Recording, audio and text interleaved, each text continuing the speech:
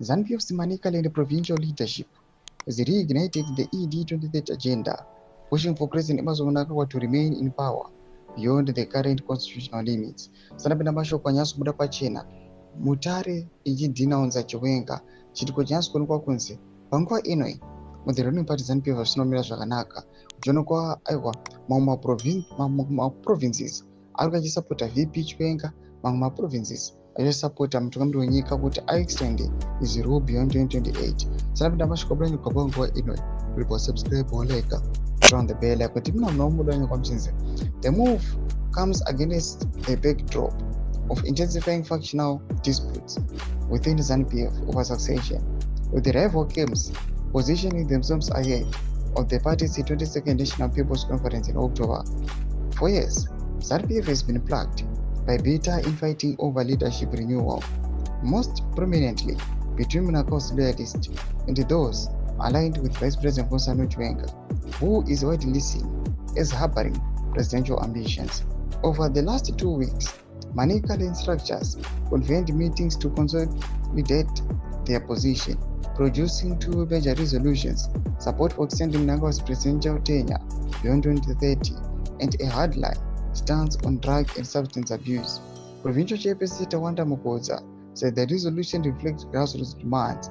The people desire that President mnangagwa remain in office beyond 2030 and are calling for the necessary constitutional amendments to facilitate this. As a party, we must respect the will of the people, he said. Mukoza confirmed the province will hold an inter-district conference next week to formalize the resolution into a single position paper ahead of the national conference. The process will be overseen by senior officials, including Chief Secretary to the President and Cabinet Martin Rushwaya and Secretary for Legal Affairs Patrick Chinamasa. ZANU-PF insiders note that while mnangagwa's backers are pushing for constitutional changes, critics within the party argue the move undermines internal democracy and is designed to sideline potential successor.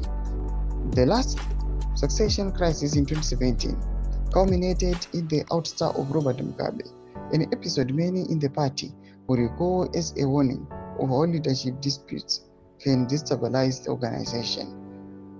Alongside the succession resolution, the Manicaland leadership emphasized a crackdown on drug abuse, including calls for stiffer penalties and inquiry into alleged involvement of security and party elites in trafficking. Ndoma shukadipo mrezi makwe watu kudipa msoro aiwa pay this aiwa sidelining aiwa nakudinanzo kwa vipi konza no chunga bina kwa section medu za mafuro emo tulipa msoro pechi tukwechi. So subscribe.